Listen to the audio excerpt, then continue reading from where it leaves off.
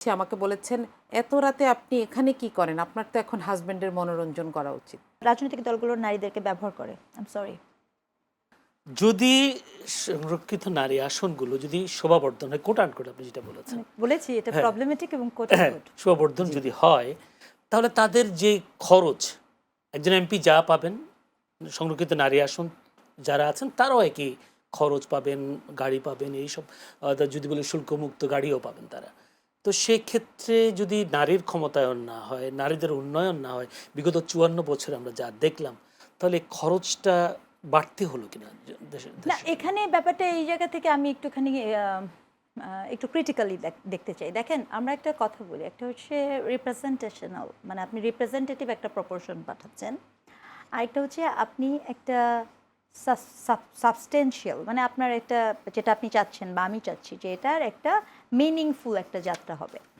এখন এই সংরক্ষিত আসন থেকে কিন্তু রুমিন ফারহানার মতো নেত্রী তৈরি হয়েছে, এই নারী সংরক্ষিত আসন থেকেই কিন্তু নীলুফারা মনির মতো নেত্রী তৈরি হয়েছে, এই নারী সংরক্ষিত আসন থেকেই কিন্তু পাপিয়ার মতো আবার মতো লোক তৈরি হয়েছে, তাই না? তাহলে এখানে ব্যাপারগুলো কি? আবার আপনি এটা উল্টা দিকেও যাবেন না, না, দল থেকে নমিনেশন দেওয়া হয়নি। এই সংকটটা তো আপনার একটা দলীয় প্যাট্রিয়ার্কাল সংকট। এই সংকটে যেমন বাংলাদেশ, মানে সেটা আমি বাংলাদেশে এমন কোনো পার্টি দেখি না, আমি মানে খুব স্ট্রংলি আমার ওই বলার সুযোগটা হয় কে, কেন পার্টি এফিলিয়েশন না থাকলে যে সুবিধাটা থাকে। আমি একটা সম্পর্ক প্রশ্ন করে আপা, সেটা হচ্ছে নারীদেরকে কি রাজনৈতিক দলগুলো ভয় পায়? না হলে 5%-এর কথা ছিল জুলাই সনদে, সেটাও তো পূরণ করতে পারে বিএনপির মতো বড় দল। তো নারীদেরকে সামনে আনতে কি ভয় পায় রাজনৈতিক দলগুলো? না, ভয় পায় না। রাজনৈতিক দলগুলো নারীদেরকে ব্যবহার করে। I am sorry. তারা রাজনৈতিক দলগুলো, ইনক্লুডিং জামাত ইসলাম, ইনক্লুডিং এনসিপি, ইনক্লুডিং বিএনপি, আপনি নারীদেরকে ব্যবহার করেছেন নানাভাবে। কিভাবে সেটা আমি ব্যাখ্যা করি আপনাকে। আপনি দেখবেন যে যখনই আপনি যখন অ্যাচিভমেন্ট কি, মানে আপনার আনন্দ বা আপনি যেটা উদযাপন করেন কি, চিন্তা করে দেখেন তো উদযাপন কি করেন। যেমন মনে করেন, এই যে আপনি বললেন বিএনপির কথা বললেন, বিএনপি আপনার তার এত নারী সদস্য এবং তারা কিন্তু খুবই কোয়ালিফাইড সদস্য, তাদেরকে আপনি নমিনেশনটা দিলেন না কেন, এটা একটা প্রশ্ন। কিন্তু এখন যদি আমি প্রশ্ন করি যে এই যে 16-17টা বছর ওই রুমিন ফারহানা, ওই নীলুফারা মনি, তারাই তো আপনার পুরো দলকে একটা যে রিপ্রেজেন্টেটিভ হয়ে কাজ করেছে, কথা বলেছে, তাহলে তারপরে আপনি যখন তাদেরকে যোগ্য মর্যাদা দেওয়ার কথা ছিল ইসের ক্ষেত্রে, আপনি সেটা তখন দেননি, তাহলে এটা এক ধরনের ব্যবহার গেল। Jamaat-e Islam, again very sorry to say, আপনি যদি আসলেই বলেন যে ধরেন আপনার যদি জিজ্ঞেস করি, বা এনসিপিকে যদি জিজ্ঞেস করি যে আপনাদের সবচেয়ে বড় অ্যাচিভমেন্ট কী, বলবে যে জুলাই আন্দোলন, তাই না? অনেক বড় আন্দোলন, ওনারা এটা তো সংসদেও বলছেন। জুলাই আন্দোলনে কতগুলো মেয়ে ছিল? জুলাই আন্দোলন সম্ভব ছিল কখনো রোকেয়া হলের মেয়েরা না আসার পরে? তো জামাত ইসলাম কী করেছে? জামাত ইসলাম থেকে শুরু করে তারা নাকি অনেক শিক্ষিত, অনেক নাকি এডুকেটেড, অনেক কিছু তারা, তাই বুঝি। তাহলে এই পুরো আন্দোলনটা ছাত্র আন্দোলন কেমনে হলো? বাংলা ভাষায় তো শিক্ষার্থী নামে একটা শব্দ আছে। ওনাদের এত বুদ্ধিমান ব্রেন থেকে ভাষা থেকে সরিয়ে দিলেন? ভাষা কি এতই অরাজনৈতিক? আচ্ছা, ওনারা ওই আন্দোলনের পরে, জুলাই আন্দোলনটা হবার সাথে সাথে বিভিন্ন জায়গা থেকে মেয়েদের উপর আক্রমণ আসছে। কাকে দেখেছেন সেই সকল মেয়েদেরকে প্রোটেকশন দেওয়ার জন্য ওনারা এগিয়ে আসছেন? তাহলে কি হলো? আপনাকে আমি প্রমাণ দিয়ে বলবো। তো এইভাবে আমি যদি প্রমাণ দিতে চাই, সকলকে প্রমাণ করেই বলবো। তাহলে এই যদি হয় আপনার ব্যবস্থা, যে যখন আপনি ওই কেউ মিছিলে সামনে দিচ্ছেন, কেউ ওই আন্দোলনের সময় সামনে দিচ্ছেন, প্রথম মার তো আওয়ামী লীগের সময় মেয়েরাই খেয়েছিল। Can you remember? ওই ছবিগুলোর কথা মনে করেন? হ্যাঁ, এবার ওই মেয়েগুলোর নাম বলেন তো। আপনার সাথে আমি আপনাকে একটা রিকোয়েস্ট করব, আপনি জামাত ইসলাম, তারপরে হচ্ছে এই যে এনসিপি, যারা নাকি আন্দোলন করে ফাটাই ফেলছে, তাদেরকে এনে জিজ্ঞেস করেন একটু নাম বলেন, তাদের নামগুলাও বলতে পারবে না। চ্যালেঞ্জ ছুড়ে দিলাম। এই হচ্ছে জীবন, বুঝতে পেরেছেন?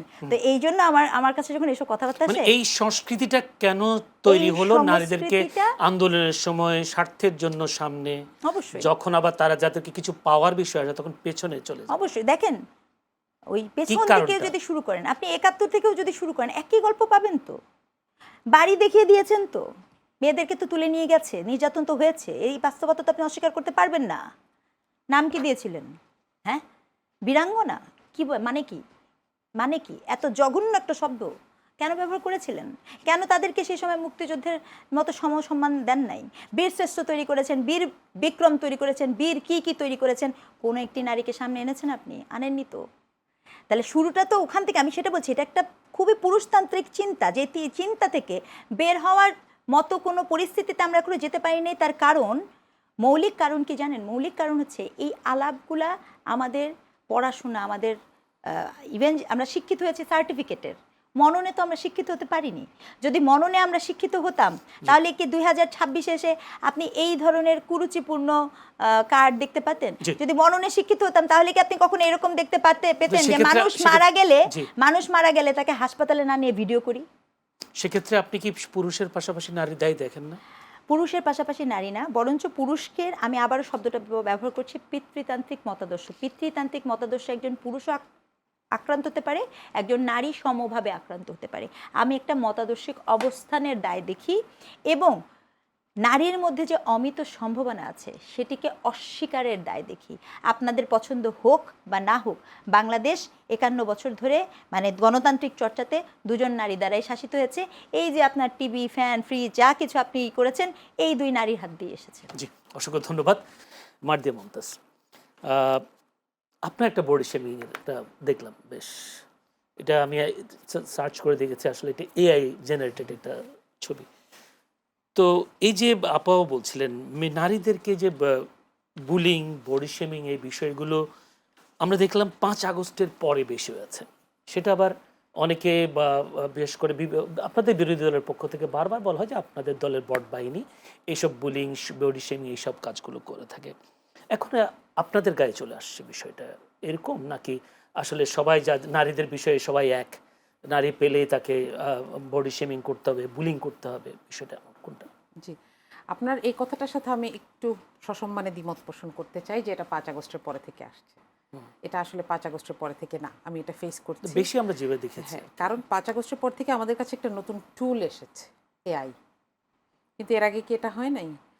12-13 সালে আমার নিজের সাথেই যেটা হয়েছে সেটা একটা বড় এক্সপিরিয়েন্স।